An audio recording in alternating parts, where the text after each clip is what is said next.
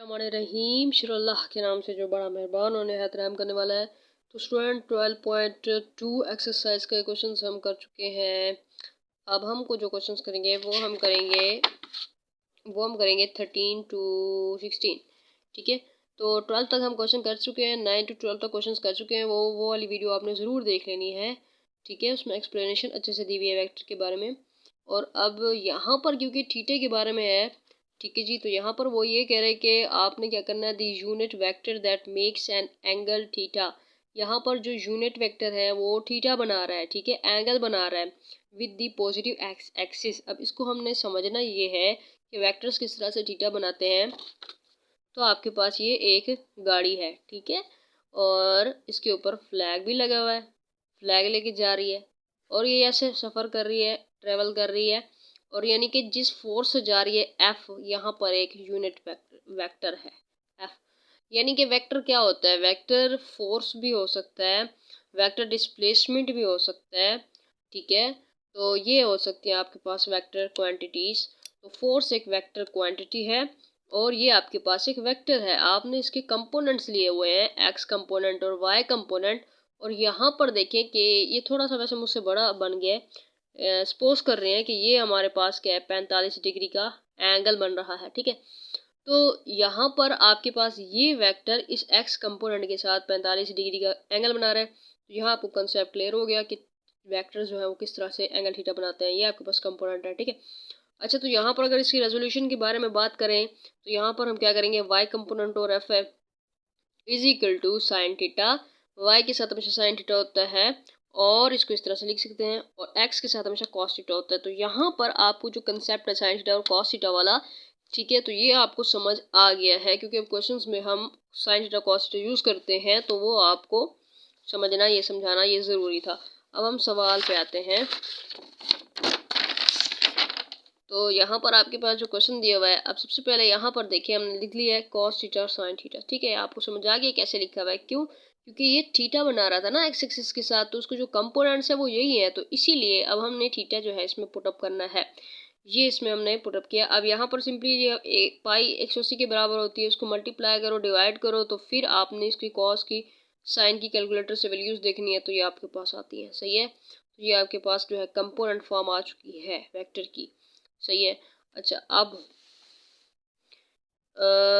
13 के बाद 14 वाला क्वेश्चन है। इसमें the unit vector that makes an angle, ठीक है, यहाँ पर ये वाला एंगल बनाता है। अभी the positive axis, same to same questions और सेम टू सेम प्रोसेस, ठीक हो गया ये सवाल आपके पास एंड इस तरह से। और अच्छा, ये देखिए यहाँ पर आपके पास है -3 पाई और 4। अब यहाँ पर एक क्या रेडियन में दिया हुआ है, इसको डिग्री में भी कन्वर्ट कर सकते हो, ठीक है। अच्छा, डिग्री से रेडियन और रेडियन से डिग्री पे कैसे कन्वर्ट करते हैं, इस पर ऑलरेडी वीडियो बनी हुई है, ओके। और अब यहाँ पर question number 15, the unit vector obtain bye rotating the vector. अब यहाँ पर आपको कंपोनेंट फॉर्म दी हुई है 120 degree counter clockwise with the origin. अब सबसे पहले आपने यहाँ पर 0 देखना है, और कॉस 0 पे 90 होता है, ठीक है, और साइन 1 पे 90 होता है। अब ये 90 एंगल है। अब आपने क्या करा है, रोटेट कराया है, ठीक है, आपने काउंटर क्लॉकवाइज रोटेट कराया है, यानी इस तरह डायरेक्शन में, ठीक है, काउंटर क्लॉकवाइज रोटेट कराया। किस चीज़ को, वो जो यूनिट वेक्टर है आपके पास, ठीक है, उसी को वेक्टर को आपने थोड़ा सा रोटेट करा दिया, ठीक है। तो ये एक एंगल बना रहा था, वो आपने रोटेट जो करवाया वो आपके पास ये है 90 डिग्री, ठीक है, वो आपने आप इसमें पुटअप करना है और ये आपके पास 210 डिग्री बन जाएगा। अब इसी फार्मूला में आपने सिंपली इसकी वैल्यू पुटअप करनी है।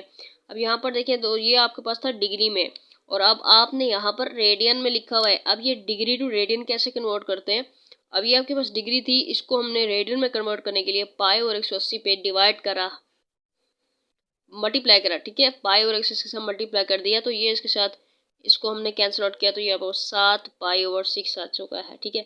तो यहाँ पर इसकी जो वैल्यू है ये जवाब आ चुका है आपका, सही हो गया है। और अगर ये हमने कन्वर्ट किया है डिग्री टू रेडियन, अगर हम रेडियन टू डिग्री कन्वर्ट करना चाहें तो फिर हम मल्टीप्लाई करते हैं 180 ओवर पाई से, सही हो गया है। अब हम देखते हैं अगला सवाल है, बस हाँ जी, तो 15 तक ही करने थे हमने और हमने कर लिया है। तो ये हमारे पास वीडियो थी छोटी सी, हाँ जी 16 भी था क्वेश्चन, ये रहा। अब यहाँ पर है आपके पास है unit vector obtain bye rotating दी वेक्टर। अच्छा जी, अब यहाँ पर देखें, यहाँ पर भी सेम प्रोसेस है, लेकिन यहाँ पर देखें, अब आपको ये देखना है कि यहाँ पर आपके पास जो है cos 1 पे 0 होता है, यहाँ से देखा है आपने, और cos, ये दोनों cos लिखे में, एक है cos एक है sin, ठीक है। तो ये आपके पास जो है आपने यहाँ पर लिखना है sin 0 इज इक्वल टू 0 होता है, sin 0 0, सही है। तो यहाँ पर आपके पास जो थीटा बन रहा है वो आपके पास 0 0, यानी कि अब आपको इसने जो रोटेट जो करवाया है, यानी कि इतना कम रोटेट कराया है कि एंगल थीटा 0 बन रहा है, ठीक है।